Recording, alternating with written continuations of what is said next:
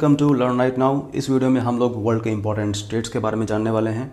हम लोग देखेंगे इस वीडियो में पाक स्टेट, होमरू स्टेट, बाबेल मंडेब, सुंडा स्टेट, स्टेट ऑफ मलक्का और भी बहुत सारे स्टेट्स के बारे में देखेंगे। साथ ही साथ हम लोग ये भी देखेंगे कि रेड सी के अराउंड कौन कौन सी कंट्रीज़ हैं, पर्शियन गल्फ के अराउंड कौन कौन सी कंट्रीज़ हैं और ब्लैक सी के अराउंड कौन कौन सी कंट्रीज़ हैं। ये सारी चीज़ें हम लोग इस वीडियो में देखने वाले हैं।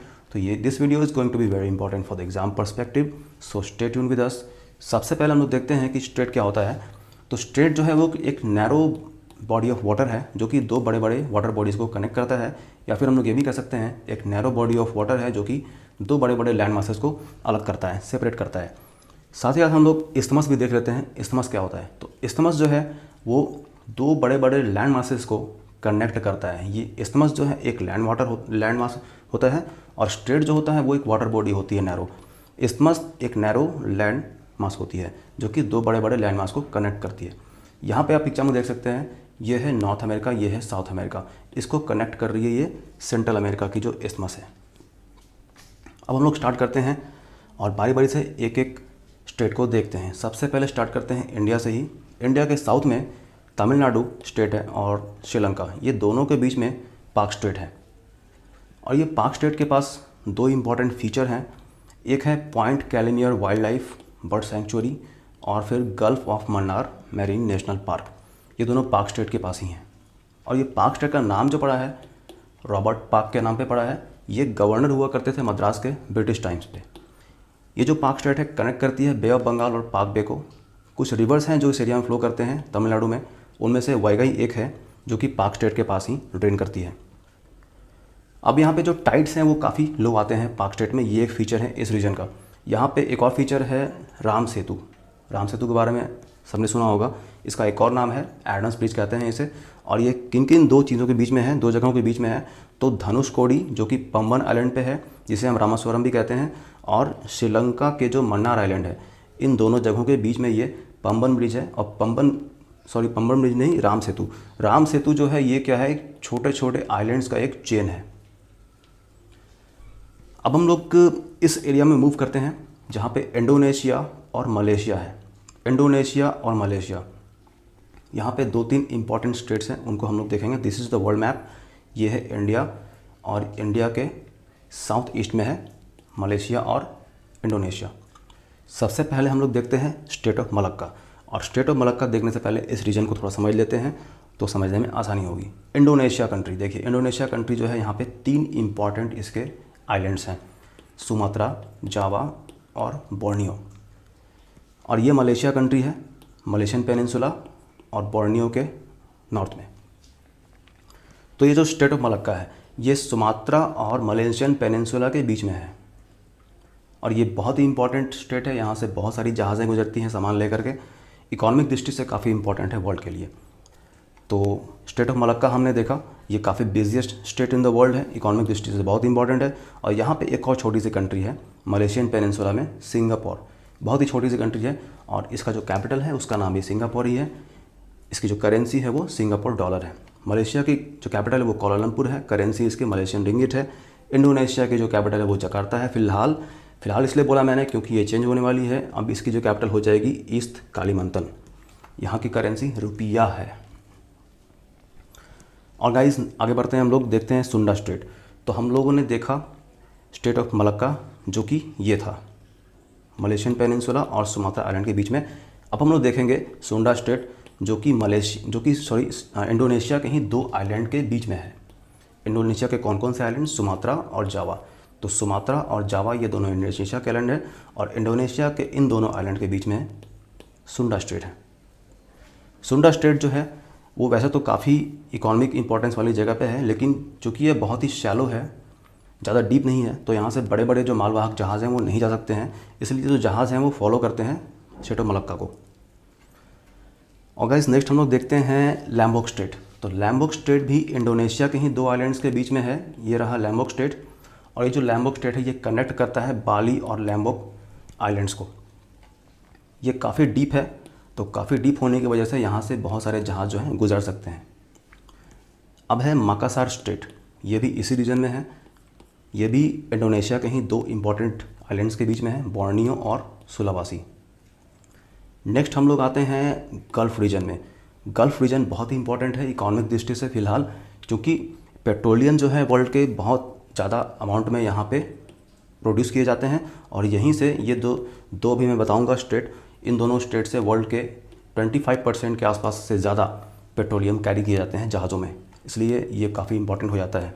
और हम लोग ये भी जानेंगे कि इस जो सी है दो यहाँ पे, रेड सी और पर्शियन गल्फ, इन दोनों के आसपास कौन कौन सी कंट्रीज़ हैं। सबसे पहले हम लोग देखते हैं Bab el Mandeb. Bab el Mandeb ये रहा रीजन, वर्ल्ड में देख लीजिए, this is the region we are talking about. ये इंडिया है, इंडिया के वेस्ट में ये गल्फ़ कंट्रीज़ आती हैं, ये है अफ्रीका। तो यहाँ पर रेड सी है। अब सबसे पहले देख लेते हैं हम लोग कि रेड सी के आसपास कौन कौन से कंट्रीज़ हैं। तो रेड सी के आसपास सऊदी अरेबिया है, इजिप्ट है, सूडान है, एरिट्रिया है, जिबूती है, सोमालिया है और यमन है। ये सारे कंट्रीज़ हैं रेड सी के अराउंड, जिनकी कोस्ट लाइन रेड सी में है। और सऊदी अरेबिया के बारे में ध्यान रखिएगा, सऊदी अरेबिया की जो कोस्ट लाइन है वो रेड सी की तरफ भी है और पर्शियन गल्फ की तरफ भी है। तो बाब एल मंडेब के बारे में कुछ जान लेते हैं। ये जो है यमन, एरिट्रिया और जिबूती, ये तीनों के बीच में है। जिबूती भी एक कंट्री है यहाँ पे, बहुत छोटी सी कंट्री है। और ये जो यहाँ पे यमन है, ये कंट्री कुछ इस तरीके से है, और एरिट्रिया भी यहाँ पे एक कंट्री है। तो ये तीनों कंट्री के बीच में बाब एल मंडेब है, और ये कनेक्ट करता है Red Sea to the Gulf of Aden. This is the Red Sea and this is Gulf of Aden, और इधर आपको अरेबियन सी पड़ जाएगा। और ये जो स्ट्रेट है वो रेड सी से होते हुए मेडिटेरेनियन सी के जाने के लिए भी एक रूट प्रोवाइड करता है। कैसे? क्योंकि ये रेड सी है और ये जो रीजन है ये इजिप्ट के एरिया में आता है, और इजिप्ट ने यहाँ पे क्या किया है, सुएज़ कैनल बनाया है, और इस सुएज़ कैनल से जो शिप्स हैं बड़ी बड़ी, वो मेडिटेरेनियन सी की तरफ चली जाती हैं। सो ये this is very important for the economic perspective. अब देखते हैं हम लोग straight of Hormuz. Straight of Hormuz जो है वो पर्शियन गल्फ़ और गल्फ़ ऑफ ओमान के बीच में है। ये भी कह सकते हैं कि पर्शियन गल्फ़ और अरेबियन सी को कनेक्ट करता है ये।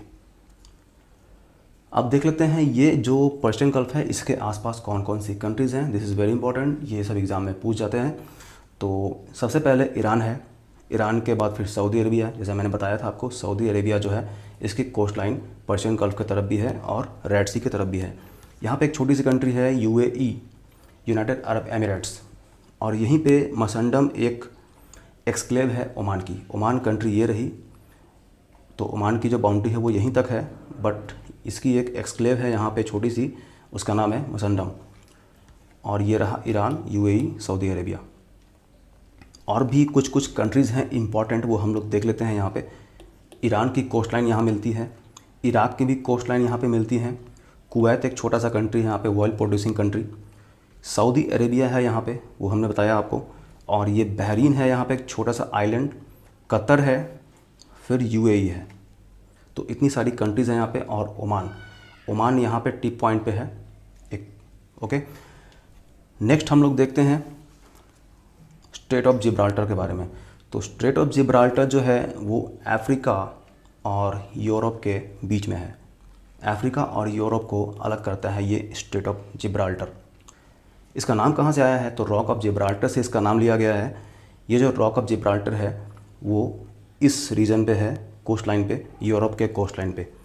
ये ब्रिटिश ओवरसीज टेरिटरी है, इसके नॉर्थ में स्पेन है, इस एरिया में यहाँ पे स्पेन है, और यहीं पे रॉक ऑफ जिब्राल्टर है, उसी के नाम पे इसका नाम पड़ा है जिब्राल्टर स्ट्रेट।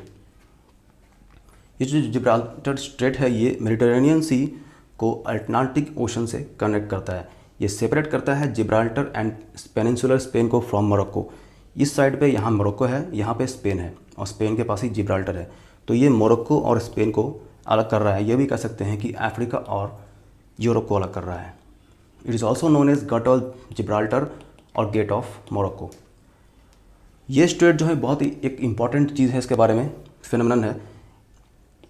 ये बहुत ही जल्दी क्लोज़ होने वाला है। क्लोज़ अभी काफ़ी टाइम लगेगा, सॉरी जल्दी नहीं कर सकते, अभी काफ़ी टाइम लगेगा। जियोग्राफिकल फिनोमेनन एक होती है प्लेट टेक्टोनिक्स, तो उसकी हिसाब से ये जो अफ्रीकन प्लेट है वो नॉर्थ की तरफ मूव कर रही है, और ये क्या होगा कि ये जो यूरेशियन प्लेट है वो जा करके दोनों आपस में कनेक्ट होंगी और ये जो स्ट्रेट है वो फ्यूचर में क्लोज़ होगा। इसमें काफ़ी टाइम लगेगा, तब तक मे बी ह्यूमंस ही ना हो। अब देखते हैं हम लोग बेरिंग स्ट्रेट। तो बेरिंग स्ट्रेट जो है अलास्का, यूएसए यहाँ पे है और यूएसए की भी एक टेरिटरी है, ये है Alaska and this is Russia. तो यूएसए के अलास्का और रशिया के बीच में ये है बेरिंग स्ट्रेट।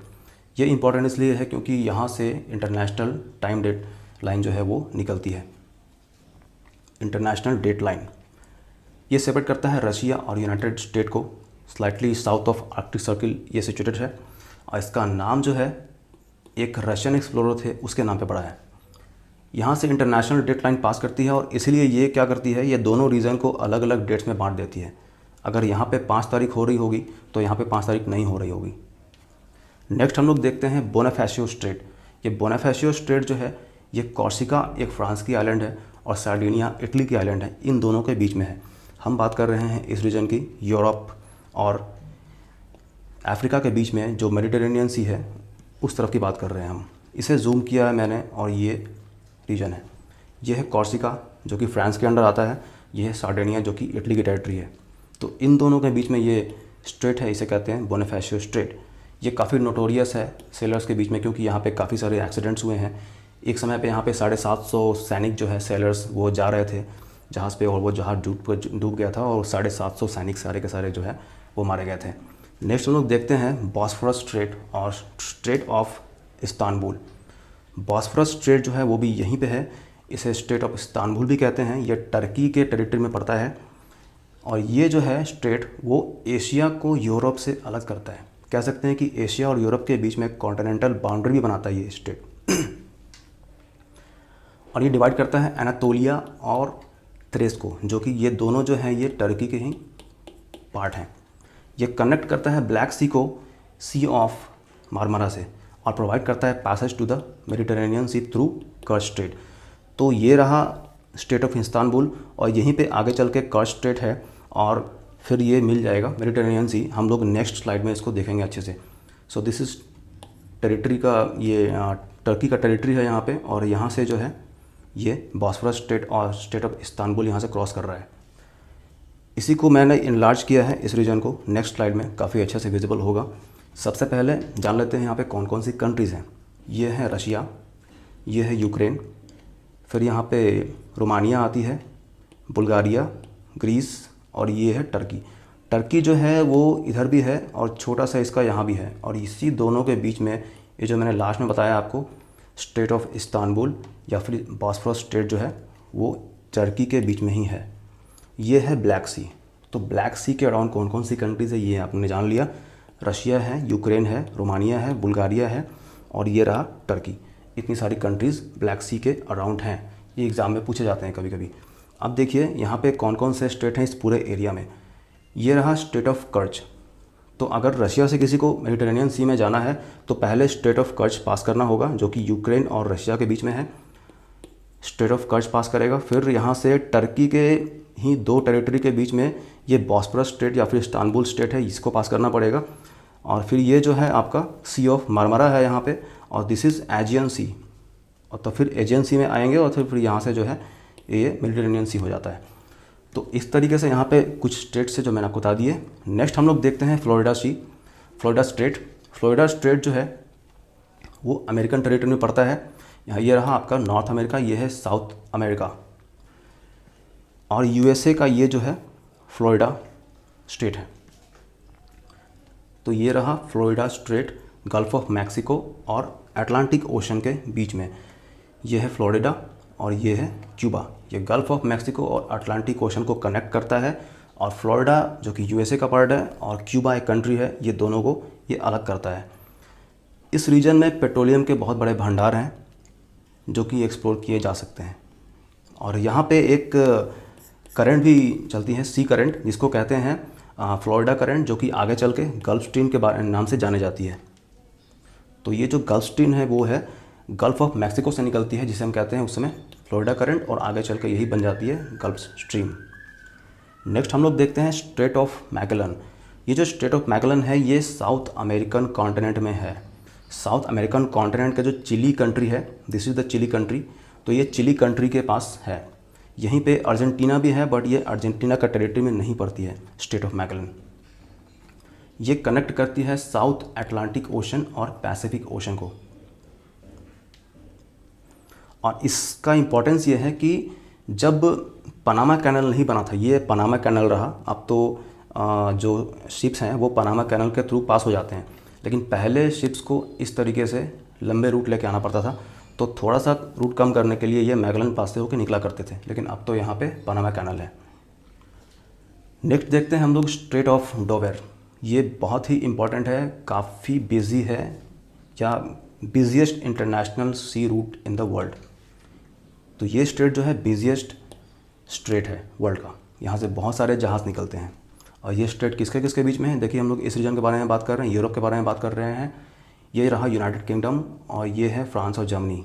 तो यूनाइटेड किंगडम और जर्मनी के फ्रांस के बीच में ये चैनल है, ये है इंग्लिश चैनल, और इंग्लिश चैनल में ही ये स्ट्रेट ऑफ डोवेर है। और ये कनेक्ट करता है नॉर्थ अटलांटिक ओशन और नॉर्थ सी को। कुक स्ट्रेट के बारे में जान लेते हैं। ये कुक स्ट्रेट जो है ये न्यूजीलैंड के दो आइलैंड्स के बीच में है। नॉर्थ और साउथ आइलैंड जो न्यूजीलैंड का है, ये नॉर्थ आइलैंड और ये साउथ आइलैंड, तो इन दोनों के बीच में ये कुक स्ट्रेट है। ये कुक स्ट्रेट अगर वर्ल्ड के मैप में देखें हम लोग, तो ये ऑस्ट्रेलिया के साउथ ईस्ट में न्यूजीलैंड कंट्री है जो कि एक आइलैंड है, और उसी न्यूजीलैंड कंट्री के बीच में ये कुक स्ट्रेट है। ये कनेक्ट करती है तस्मान सी को साउथ पैसिफिक ओशन से। नेक्स्ट हम लोग देखते हैं हडसन स्ट्रेट और डेविस स्ट्रेट।